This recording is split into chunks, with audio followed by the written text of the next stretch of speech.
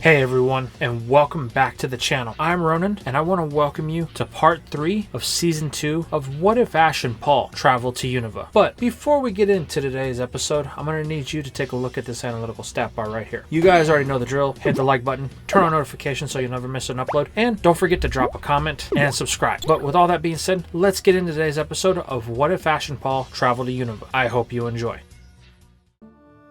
We begin today's part with Paul as he is in the Pokemon Center of Vandella Town. With Iris mad at him because of what he said, the stoic boy is assessing his options to where they go next. The battle he had with Giovanni keeps replaying in his head. They now have that mirror which can negate the effects of Electivire's transformation. Paul had to assume that it would have the same effect on Infernape as well. This is a very trying set of events that for once has the boy unsure of his next move. This is when a very familiar voice from the past greets Paul, catching him by surprise. Cynthia, what are you doing here? Hey Paul, so you came to Unova, did you? Are you competing in the Unova League? I am, he says, revealing his badges. Well, you've made some great progress. If Ash were here, I'm sure he'd be hot on your heels to catch up. Well, he actually is here in Unova. We were traveling together until recently, but we will be meeting up in Opelousas City. It seems you two have been busy. I'm glad to see you're still growing. Thanks, Paul says. If I may ask, what brings you to Vandella Town? Oh, I have a vacation home here, and one of my former rivals, Caitlin of the Unova Elite Four, is hosting a tournament here, and I was asked to help co-host. You should join, Cynthia says. This intrigues Paul. He was wondering what his next move would be, but a place to get some good training is exactly what he needs before he challenges the next gym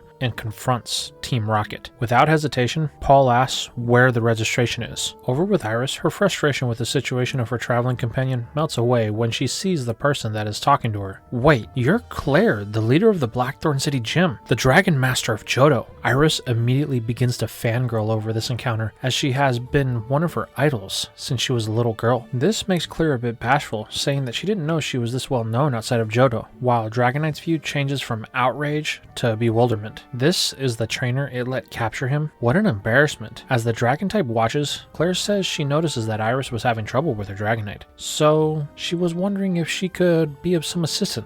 This gets Iris's attention, as she says she would love some pointers from a great trainer like her, causing Claire to blush a bit more. Iris then goes into full explanation of the situation and the events leading up to it. After hearing the entire story and the fact that Team Rocket was involved, Claire says she may have a solution to help point Iris in the right direction when it comes to training dragon types, but they have to go find a friend of hers, as they are here for an event that is happening in Vandella Town over the weekend. Iris is eager to learn anything from a trainer like Claire, so at the request of the Dragon Master, Iris recalls Dragonite and they head back inside the Pokemon Center looking for this friend of Claire's. Once inside, it doesn't take long for Iris and Claire to find this friend, a very well-known regional champion, and it just so happens that she is with the person that Iris is most frustrated with. However, this isn't enough to detour her from the fangirl pandemic that Iris has been stricken with. Immediately, she interjects into the conversation of Paul and Cynthia. The Sinnoh champ is a bit thrown off by this for a moment, until Paul and Claire speak up. While this is a first for Iris, Paul knows both of these legendary trainers, as he has battled them both once before. Claire hasn't forgotten Paul, as his battle style is one of dominance, and the loss she had to him was one of the most decisive losses she's ever had.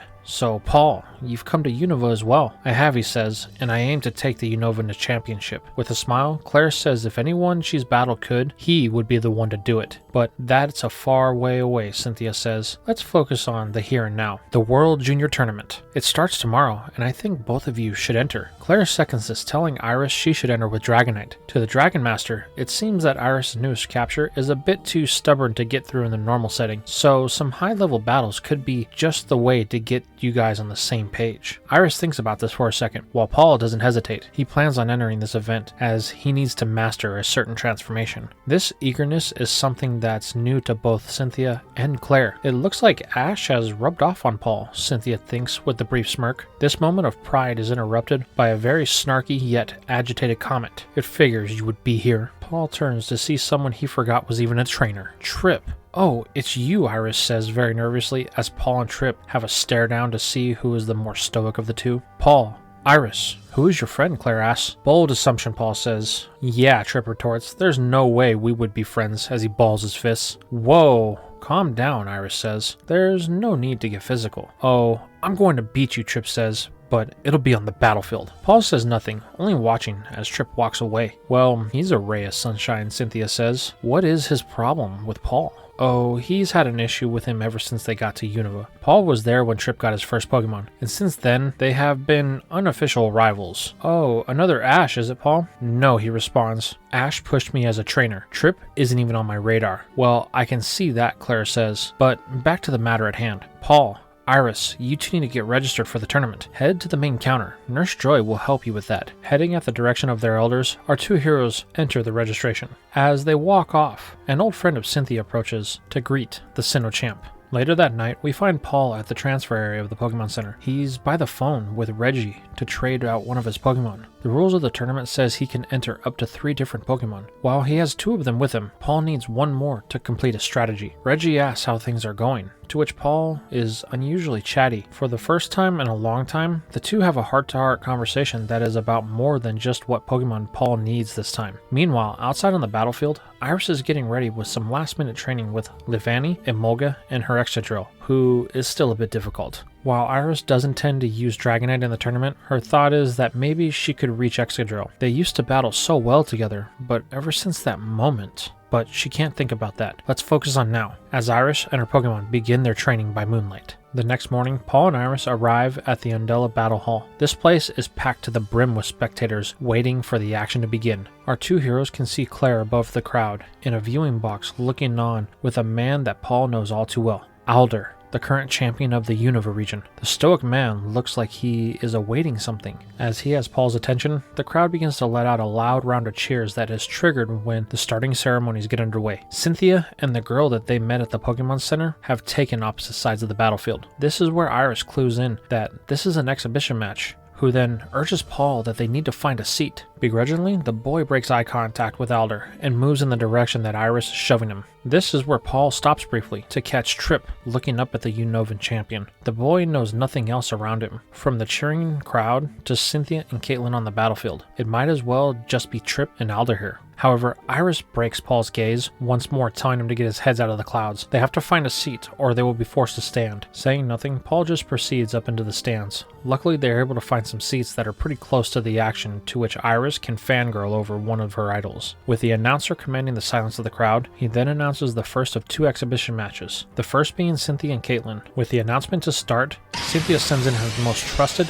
and oldest Pokemon, Garchomp, while Caitlin decides to go with her ace, the Psychic type, Gothitelle. Both Pokemon hit the field with an intensity that can be felt all the way up in the nosebleeds. This is the type of high-level pressure that comes from these caliber of trainers. With the command to start, the champion and elite Pokemon begin exchanging blows. Iris is in awe, seeing Cynthia of all people battling in front of her. Living in the Unova region her whole life, the best she could ever have hoped for is to watch a match live on TV. However, her excitement is quickly dashed when she notices Paul not even really paying attention. It seems he's surveying the crowd, but for what? Iris can't seem to figure out. "Hey, you're not excited," she exclaims, to which Paul answers there's no need to be. "I've been part of it before." This angers Iris, as she demands to know what Paul means by that response. This is where Paul talks about his time in the Sinnoh region and the battle he had with Cynthia. "She used her Garchomp in a 6-on-6 battle with me, and even Torterra, my oldest and strongest Pokemon, wasn't a threat. She leveled my whole team with just 1 Pokemon." Wow, Cynthia is really that strong? Iris questions. "She is," Paul responds. "This Caitlin is lucky.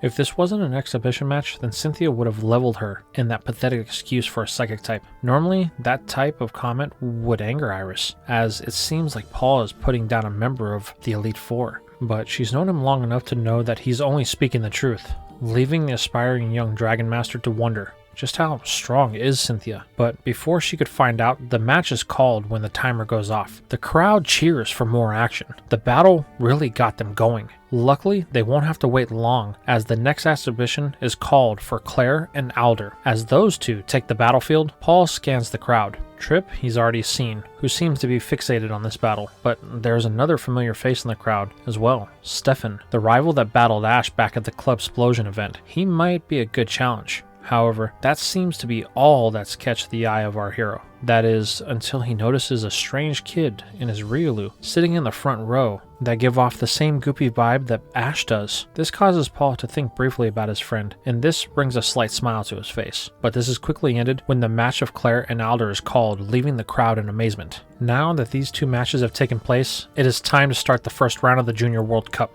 On the screen above everyone, the pairings are randomized. As the pairings are decided, there are two faces on the screen that immediately catches Paul's eyes. The person that he is battling in the first round is a former opponent, one of the gym leaders of the Striaton Gym, Silent, and the other is a former traveling companion of Ash, the aspiring coordinator, Dawn. She is a few brackets over from him, leaving Paul to wonder, out of all places, why is she here? However, he doesn't have time to wonder, as the first round, which he is part of, has been called. Iris urges Paul to hurry. There's no time for daydreaming. The young trainer takes off running, thinking to himself he's starting to turn into Ash. Luckily, it doesn't take long before Paul makes it to his side of the battlefield, catching eye contact with the gym leader. Paul says it's been a while and asks what Silent is doing this far from his gym. The young connoisseur reveals that this is partially Paul's fault. That battle he had with Paul and Ash made him reevaluate things. Now he is on his own journey to get stronger like Paul. This quest led him to this tournament, and Silent doesn't plan for their battle to have the same outcome as last time. Smiling, Paul says that they will see about that. On the other side of the battle area is the judge stand. Here sits Alder, Claire, Cynthia, and Caitlin. They all have front row seats to see the next champion of the Junior Cup. Alder and Cynthia are in talks with the other judges about the odds on favorite to win. While all can agree that there are a lot of talent here, the one person that has the attention of everyone is Paul. Alder comments that he battled the boy a few months back, and it seems that he has grown. Cynthia seconds this, as the trainer that stands before them isn't the same one that she battled 2 years ago, but they all have to silence their criticisms, as the choices have been made for the first round, as they hear the calls. Simisage, go! Kafagrigus, stand by for battle. Taking center stage, both Pokemon await their trainer's orders. Paul takes the start, calling for a Destiny Bond. However, Silent isn't going to let their fate in this battle be tied to one another, ordering for a dig to avoid the attack. With what he believes is their advantage, Silent uses this momentum, telling his monkey to surface and complete the attack. The ground begins to crack as the chimp breaks through, connecting with a pretty serious blow. This brings a smile to the green-haired boy's face, only for it to disappear as quickly as it came, when Paul's true battle style comes into play, as he takes control with the Will-O-Wisp.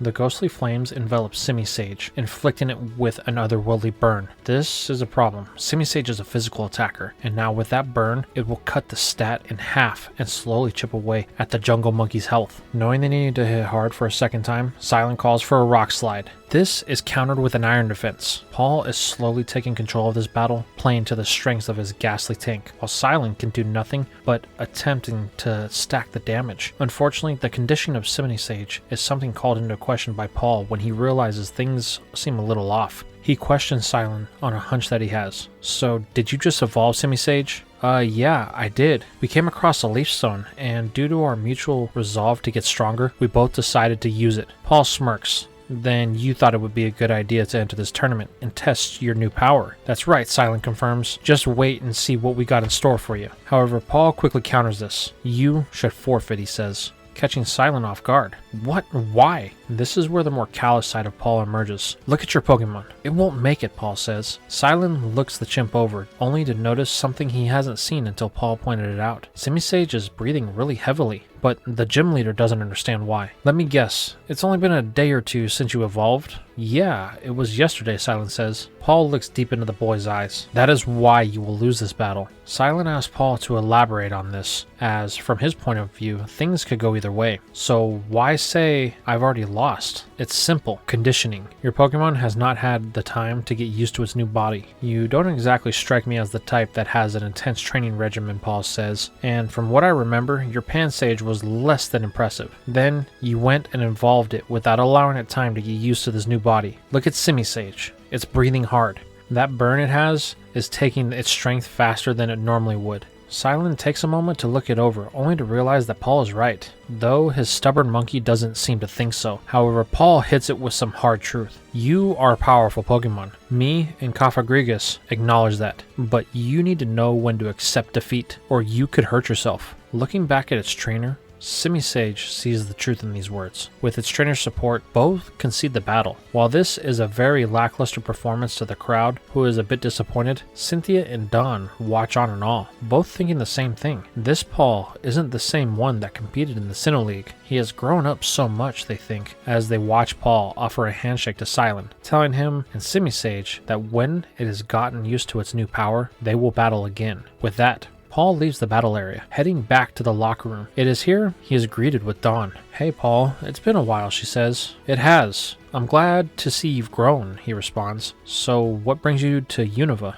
"I actually came here with Cynthia, so I thought I would see what Unova was made of," Dawn responds. "Well, I can say that it's far different than Sinnoh, but not in a bad way." I can see that, the coordinator says to Paul. "By the way, what you did out there was a nice thing. You didn't want to hurt that Pokemon." "Oh, that was nothing. I just didn't want to waste my time battling somebody that would lose." "Sure," Dawn says. "Well, either way, it was a nice thing." Paul tries to answer Dawn, but is cut off by Iris and the reaction of the locker room. They are gasping over what they are seeing on the screen of the TV. Curious, Paul and Dawn go to see what all the commotion is about. What they find is Trip on the screen, who has been declared the winner. However, the picture before them is rather R-rated. The Pokemon he used was his Conkeldurr, and on its knuckles is something red, while the faces of all the judge watch in horror as the boy leaves the battlefield, while his opponent, a young boy, cries at the possibility of this potentially fatal encounter. And this is where we are going to leave things for now. So tell me, did you guys like this one? How did you feel about Paul's battle with Silent and the way it ended? What exactly did Trip and his Conkeldurr do to their opponent? And what does this mean for the rest of the tournament? Let me know in the comments down below.